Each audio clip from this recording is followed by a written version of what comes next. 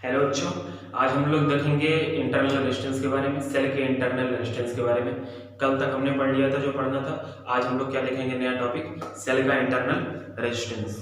ठीक है, क्या देखना है हमको? Internal resistance of cell.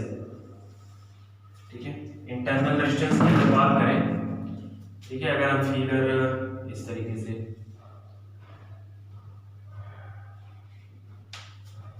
एक मिनट, तो अगर मैं इंटरनल रेजिस्टेंस की बात करूं तो ये आपका हो गया सेल, और हमने एक रजिस्टर को इससे अटैच कर दिया और एक इससे वोल्टमीटर भी अटैच हो गया। करंट कैसे फ्लो होगी, ये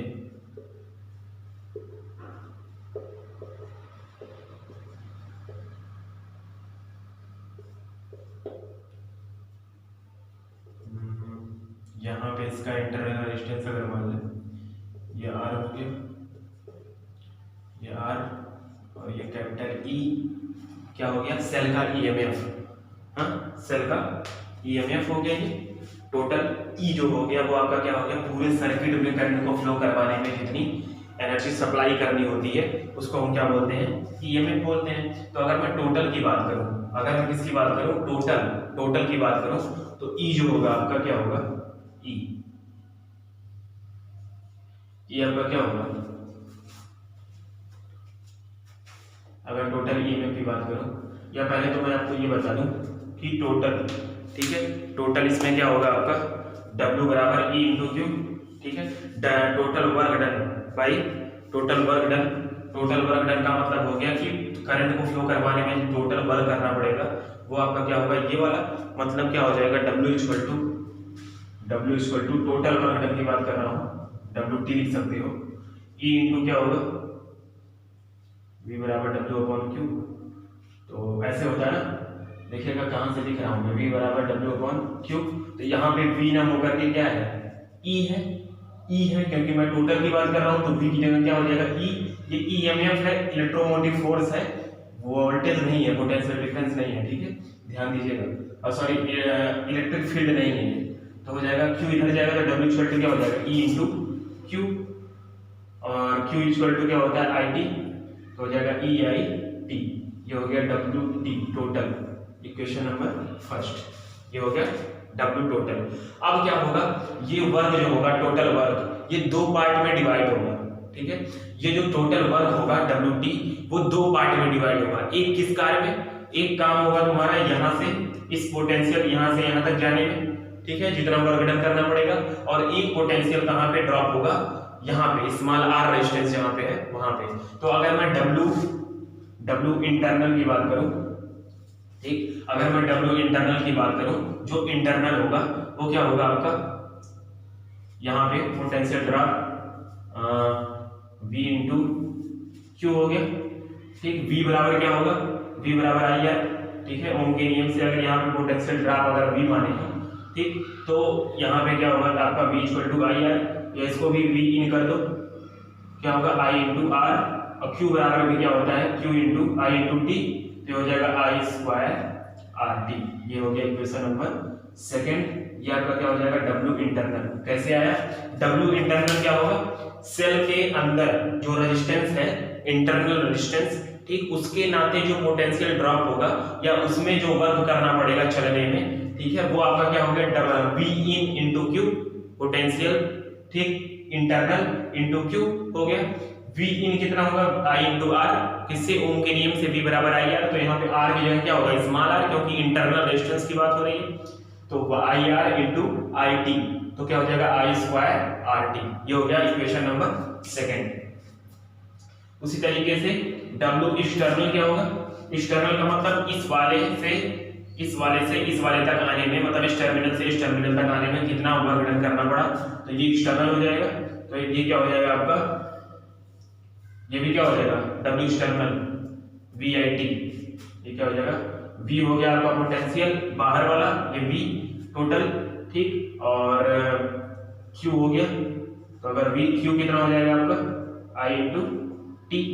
ठीक, अब अगर आप कन्वर्ट करें तो v को भी आप क्या कर सकते हो, कन्वर्ट कर सकते हो या नहीं, v को भी आप कन्वर्ट कर सकते थे v अपॉन आर में, या तो ऐसे ही रहेगा। चलो ये हो गया W एक्सटर्नल, ये हो गया इक्वेशन नंबर 3। अब अगर हम W टोटल निकालेंगे, W टोटल तो क्या होगा, वो W internal plus W external. तो W इंटरनल कितना है, I square R T plus V I T, और ये क्या है आपका ई आई टी। तो आई टी से आई टी कट गया, क्या बचा, E equal to I R plus V. क्या निकालना है हमको, क्या निकालना है, इंटरनल रेजिस्टेंस निकालना है। तो आई आर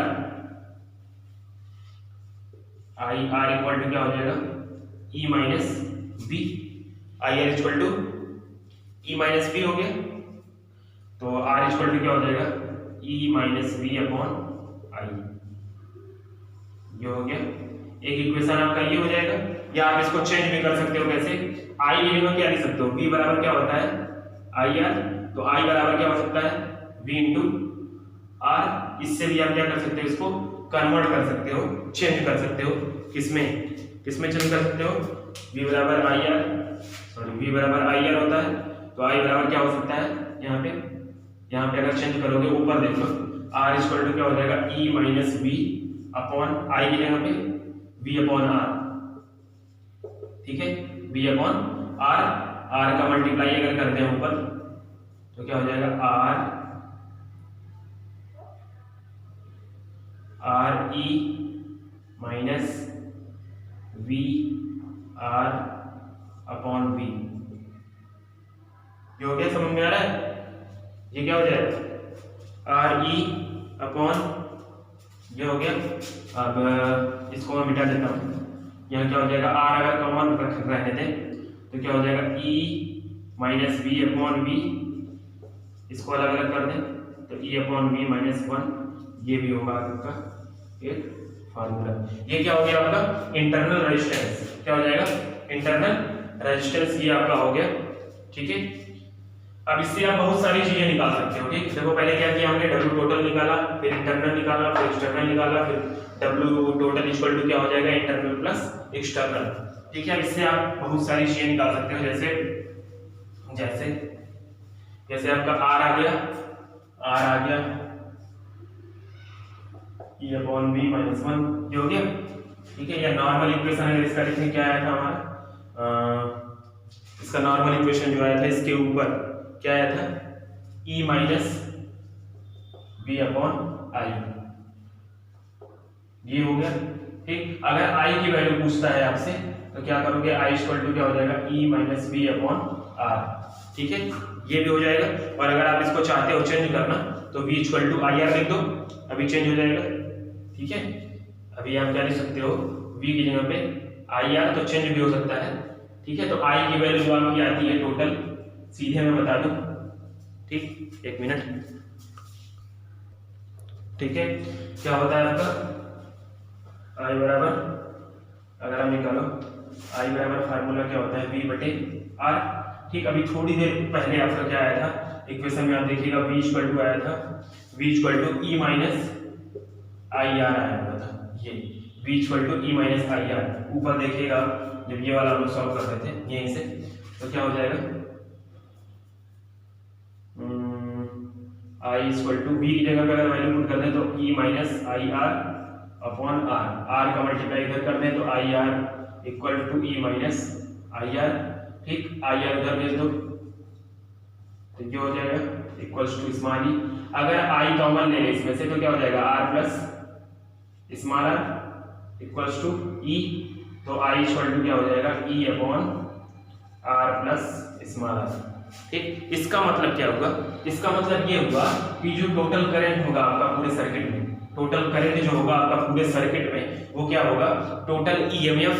ठीक है, टोटल ईएमएफ मतलब जो दिया होगा सेल का ईएमएफ, ठीक, upon total resistance. Total resistance का मतलब क्या होता है, जो बाहर रेजिस्टेंस दिया होगा और जो अंदर इंटरनल रेजिस्टेंस दिया होगा इसका सेल का।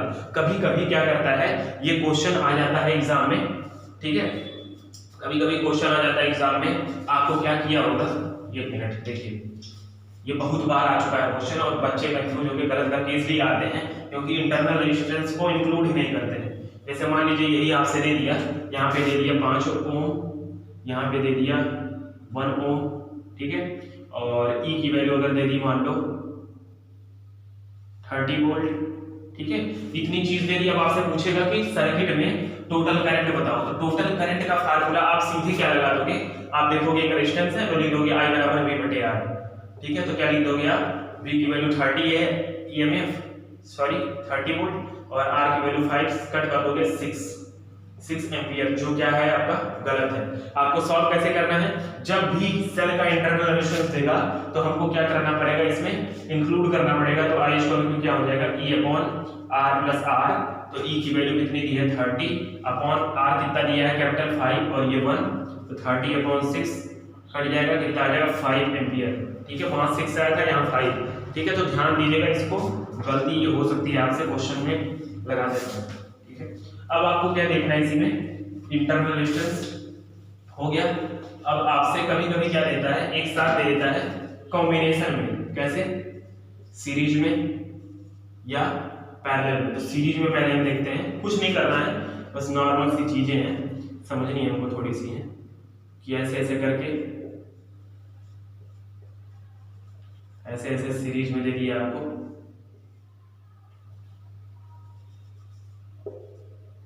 ये ऐसे करके दे दिया सीरीज में। तो सीरीज में आपको पता है टोटल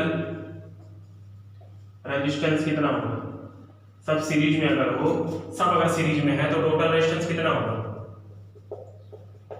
अगर मान लो ये नंबर है इसके, ठीक, तो टोटल कितना हो जाएगा, ये इसका तो हो गया R और प्लस NR, क्यों यहाँ R लिख दिया मैंने, क्योंकि R1 ये R1 भी R है, R2 भी R है, मतलब R कितनी बार ऐड किया जा रहा है, N बार, तो N बार R को ऐड करेंगे तो कितना आएगा NR, और ये भी इसके साथ सीरीज में था तो क्या कर दिया हमने सीधे ऐड, क्योंकि सीरीज में टोटल रेजिस्टेंस क्या होता है, टोटल रेजिस्टेंस क्या होता है, equivalent R equal to R1 plus R2 plus R3 plus R4, तो उसी तरीके से इसको भी क्या कर लेंगे हम, सब R को ऐड कर लेंगे, तो ये आपका टोटल रेजिस्टेंस हो गया, ठीक। टोटल EMF या बोले वोल्टेज कितना होगा, एक सेल का E, दूसरे का भी E, तीसरे का भी, चौथे का डाट डाट डाट N बार E, तो क्या हो जाएगा NE, क्या हो गया NE, ठीक है। तो I इक्वल टू क्या, इसमें पूछता क्या आपसे, करंट पूछ लेता है नॉर्मली, तो I क्या होगा V अपॉन R, तो टोटल V कितना है NE हो गया और टोटल R क्या हो गया NR, यही आपसे पूछेगा और कुछ नहीं पूछेगा। तो यहाँ पे आपको समझना क्या है, समझना ये है कि जब R की वैल्यू क्या दी हो, R की वैल्यू क्या दी हो, कैपिटल R से बहुत कम दी हो, बहुत छोटी, ठीक है, मतलब जब स्मॉल r बहुत ही छोटा दिया हुआ हो, ठीक है, तो हम हमेशा किस में ऐड करते हैं, सेल को हमेशा किस में ऐड करते हैं, सीरीज कॉम्बिनेशन में ऐड करते हैं। क्यों, क्योंकि आपको पता है कि सीरीज कॉम्बिनेशन में क्या होता है, बहुत ज्यादा हो जाता है, ठीक है, रेजिस्टेंस की वैल्यू तो बहुत छोटी अगर दी होगी, बहुत छोटी अगर पॉइंट में दी होगी तो उसको ऐड करने पे बहुत ज्यादा नहीं आएगा, ठीक है, इसीलिए हम किस में ऐड करते हैं इसको, सीरीज में। और इसी का उल्टा अगर पैरेलल में दिया हो, अब क्यों, देखिए यहाँ पे EN क्यों हो गया, क्योंकि हर जगह पोटेंशियल डिफरेंस अलग अलग है और सेम है, ठीक है, तो हमने क्या कर दिया ऐड, लेकिन पैरेलल में क्या होगा, पैरेलल में तो आपको पता है पोटेंशियल डिफरेंस क्या होता है हर जगह सेम, तो अगर हम पैरेलल में देखेंगे, अगर पैरेलल कॉम्बिनेशन देखते हैं, ठीक, तो क्या होगा, इसका E, इसका E, इसका E, इसका E, सबका E होगा सेम, कोई कंफ्यूजन वाली बात नहीं है। ये हो गया R, इसका हो गया R कितनी बार, N बार। अब ये बताओ कि पैरेलल कॉम्बिनेशन में, इन पैरेलल कॉम्बिनेशन आपको पता है जो टोटल रेजिस्टेंस होता है, टोटल, ठीक, वो क्या होता है, देखिएगा 1/R इक्वल टू क्या हो जाएगा, R इक्विवेलेंट अगर मान ले तो 1/R plus 1/R plus 1/R कितनी बार, N बार, तो क्या हो जाएगा N/R इक्विवेलेंट, तो R इक्विवेलेंट कितना आ जाएगा, उल्टा हो जाएगा R बटे N, ये हो गया R इक्विवेलेंट आपका, ठीक है। अब उसके साथ कौन सा और ऐड करना है, R, वो कैसा है, सीरीज में है, ठीक है, वो इन सब के साथ क्या है, सीरीज में, ये पैरेलल में नहीं है, ध्यान दीजिएगा, इन सब के साथ जब सबको सॉल्व कर लेना तो एक तार में आ गया। अब ये इसके साथ क्या है, सीरीज में, तो सीरीज में अगर है तो टोटल रेजिस्टेंस कितना होगा, टोटल रेजिस्टेंस कितना होगा, ये R/R प्लस कैपिटल R, ये हो गया आपका टोटल रेजिस्टेंस। और टोटल EMF कितना होगा, वो तो भाई सबका E है, तो पैरेलल में तो कुछ देखना नहीं है, सबका E ही होगा, ठीक है। अब अगर हम पैरेलल में निकालते हैं, क्या पैरेलल में अगर हमको करंट निकालना हो तो वही काम पैरेलल में भी होगा। पैरेलल में क्या होगा आपका I = V/R, मतलब total V upon total R। Total V कितना है E और टोटल R कितना है R/N प्लस R। एलसीएम ले लोगे तो क्या हो जाएगा, नीचे R प्लस NR और नीचे N, एलसीएम ऊपर जाएगा तो NE हो गया। तो क्या हो गया I = NE/R प्लस NR, ठीक है। तो अब देखिए इसका यूज कब करते हैं, कब पैरेलल कॉम्बिनेशन में ऐड करते हैं, जब R की वैल्यू, ठीक, जब रेजिस्टेंस R की वैल्यू क्या हो, बहुत ज्यादा हो कैपिटल R से, ठीक है। जब कैपिटल R से स्मॉल r की वैल्यू बहुत ज्यादा हो तब हम क्या करते हैं, इसको पैरेलल कॉम्बिनेशन में ऐड करते हैं। क्यों, क्योंकि पैरेलल कॉम्बिनेशन में ऐड करने पे सेल का रेजिस्टेंस क्या हो जाता है, टोटल इक्विवेलेंट रेजिस्टेंस, सेल का नहीं किसी का भी, कि अगर रेजिस्टेंस बहुत बड़ा है और उसको हम पैरेलल में ऐड कर देंगे तो जो इक्विवेलेंट आता है वो क्या आता है, बहुत छोटा आता है, ठीक है ना। तो ये समझ में आया आपको, इंटरनल रेजिस्टेंस हमने देख लिया कैसे होगा, ठीक। उसके बाद हमने क्या देख लिया, सीरीज कॉम्बिनेशन और पैरेलल। क्या पूछता है आपसे सीरीज पैरेलल में, केवल करंट की वैल्यू पूछती है, तो मैंने फार्मूला इसीलिए दिखा दिया आपको, ठीक है। अब ये चीजें आप रिवाइज कर लीजिएगा, कल हम लोग पढ़ेंगे किरचॉफ्स लॉ, ठीक है। थैंक यू बच्चों।